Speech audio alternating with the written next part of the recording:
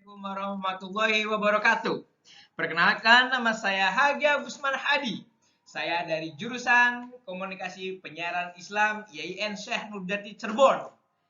Kali ini saya akan menerangkan tentang teknik of decision making atau teknik pengambilan keputusan. Nah, bagi teman-teman yang sulit mengambil keputusan, alangkah baiknya Anda mendengarkan saya karena video saya ini sangat bermanfaat. Mantap.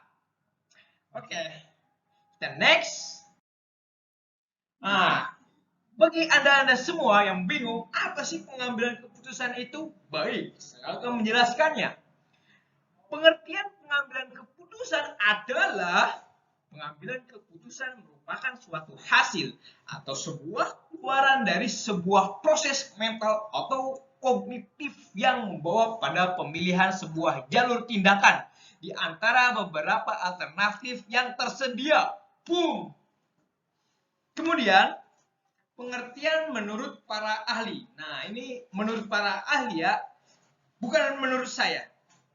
Nah, menurut George L. Cherry menyatakan bahwa pengambilan keputusan ialah suatu pemilihan alternatif tingkah laku atau kelakuan tertentu dari dua atau lebih alternatif yang ada.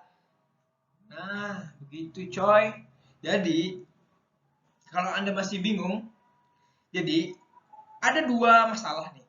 Ada dua pilihan, maka Anda harus bisa memilih salah satunya. Nah, itu disebut pengambilan keputusan. Oke, mantap. Berikutnya, ada macam-macam teknik pengambilan keputusan. Di antaranya yaitu brainstorming, yang kedua adalah nominal group teknik, yang ketiga adalah Delphi teknik, yang keempat Devil advocacy. Yang kelima adalah electronic meetings. Yang keenam adalah fishbowling. Yang ketujuh adalah didactic interaction. Yang kedelapan adalah interaction groups. Yang kesembilan adalah synetics. Oke.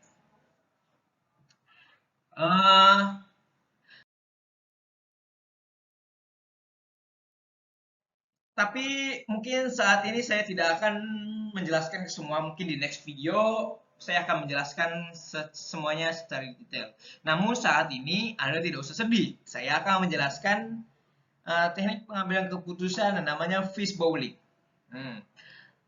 Metode fishbowl merupakan salah satu metode diskusi kelompok, di mana dalam diskusi ini terjadi interaksi antara dua atau lebih individu yang terlibat dan saling tukar-tukar menukar pengalaman, informasi, dan memecahkan masalah.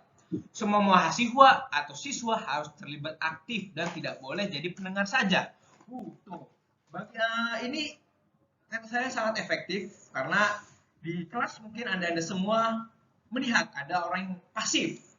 Hanya dia numpang nama, apalagi kalau kerja kelompok. Nah, itu bahaya. Nah, ini salah satu alternatif buat memecahkan biar para mahasiswa di kelas itu menjadi aktif. Belum, tanya kelar. Oke. Nah, di sini ada pelanjutan penjelasannya. Metode ini disebut mangkuk ikan atau fishbowl discussion karena orang yang mengamati jalannya diskusi seolah-olah melihat ikan dalam mangkuk. Dalam penerapan metode fishbowl ini nantinya akan dibagi dalam beberapa kelompok terdiri dari subkelompok pengamat dan kelompok diskusi dalam setiap kelompok secara heterogen. Silakan. Nah, bagi Anda yang bingung heterogen, Anda bisa mencarinya di Google. Oke, dalam setiap kelompok diskusi terdapat seorang pemimpin yang berperan sebagai pengatur lalu lintas pembicaraan. Nah, metode fishbowl merupakan salah satu metode diskusi kelompok ya, iya. Di mana dalam diskusi ini terjadi interaksi antara dua atau lebih individu yang terlibat dan saling tukar-menukar pengalaman, informasi, dan memecahkan masalah. Semua mahasiswa atau siswa harus terlibat aktif dan tidak boleh menjadi pendengar saja. Tuh, ini adalah sangat benar-benar efektif buat memecahkan masalah mahasiswa-mahasiswa yang cuman numpang nama dan pasif lah. Oke, langkah-langkah penerapan fishbowling. Nah, bagi Anda semua yang ingin menerapkan fishbowling ini, Anda bisa ikuti langkah berikut. Pertama, formasi tempat duduk terdiri dari 2 lingkaran besar dan lingkaran kecil. Kedua, di lingkaran kecil disediakan kursi kosong. Yang ketiga, setiap siswa dalam setiap kelompok mengambil posisi tempat duduk dengan pembagian kelompok yang telah ditentukan. Kemudian, menentukan ketua kelompok dalam sub kelompok diskusi. Nah, ini buat ketua kelompok Anda bisa voting lah, atau siapa yang mau dalam kelompok Anda tersebut. Ya, kemudian keempat, di sini nanti kalau sudah terbentuk semua, nanti di sini guru akan membagi LKS atau materi untuk sub kelompok diskusi dan sub kelompok pengamat. Nanti ada kelompok diskusi dan kelompok pengamat. Kemudian siswa dalam sub kelompok diskusi mendiskusikan materi. Nah, bagi nanti Anda yang mendapat kelompok diskusi harus mendiskusikan materinya. Karena nanti ada kelompok pengamat. Nah, yang keenam, siswa dalam sekelompok pengamat mendengar, mengamati, dan mencatat hal-hal yang berkaitan dengan materi didiskusikan kelompok sub diskusi. Yang ketujuh, kelompok diskusi yang ingin menyumbangkan dapat masuk duduki untuk menempati kursi kosong. Apalagi ketua diskusi ya, mempersilahkan membicarakan, maka dapat langsung bicara dan meninggalkan kursi setelah selesai bicara.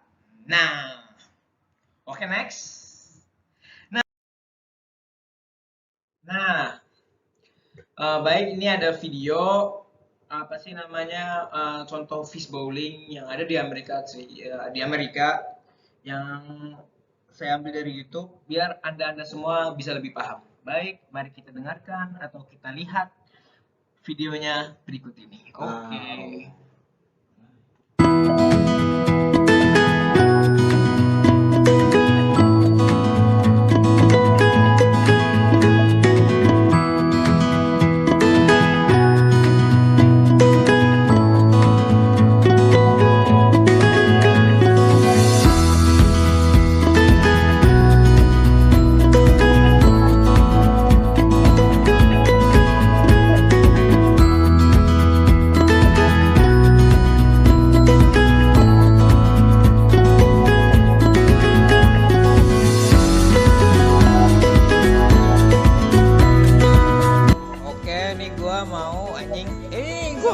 Ngapain guys? Oke, langsung aja kita diskusi ini. Kecot.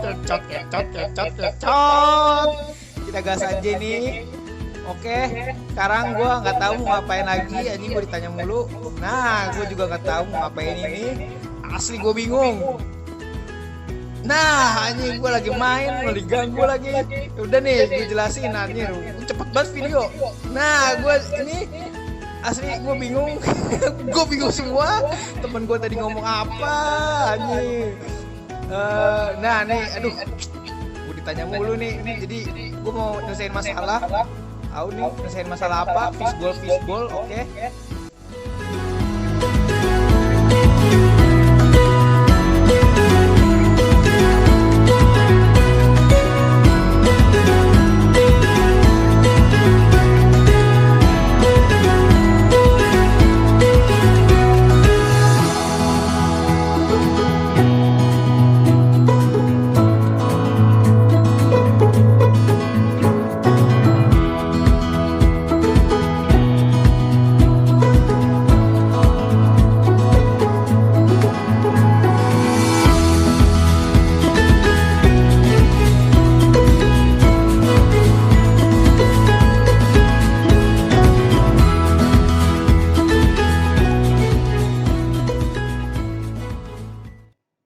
Oke, itu adalah berikut contoh fishbowling ya teman-teman. Udah.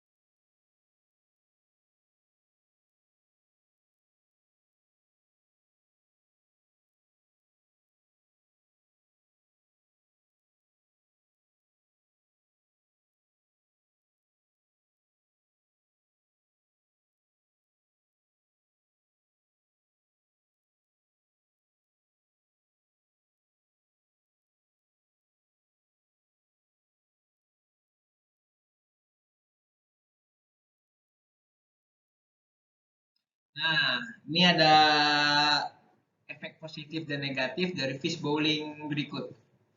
Oke. Pertama, kelebihan teknik fish bowling. Satu, kegiatan belajar dapat dilakukan dalam suasana gembira. Ya, tentu karena ini akan semua mahasiswa akan terlibat semua.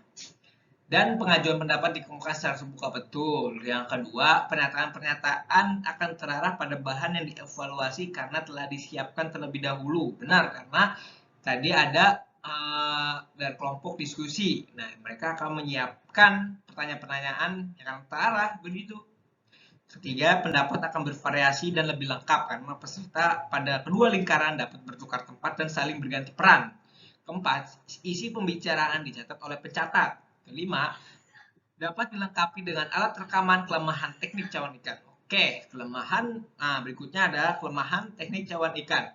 Satu, jawaban atau pendapat mungkin ada yang melantur, betul, atau menyimpang dari pokok yang dibicarakan.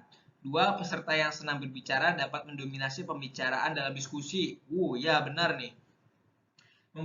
Yang ketiga, membutuhkan keterampilan dan dalam mengungkapkan pendapat secara singkat dan tepat. Nanti ini mungkin kita bisa berlatih ya, bagi anda yang pemalu. Yang keempat, waktu penyelenggaraan mungkin bertambah dari yang telah ditetapkan. Ya betul, karena ini teknis lapangan lah ya. Kita tidak bisa menetapkan harus jam pokoknya selesai aja. Oke, terima kasih semuanya. Kembali lagi. Mungkin cukup sekian dari saya. Kurang lebihnya manfaat.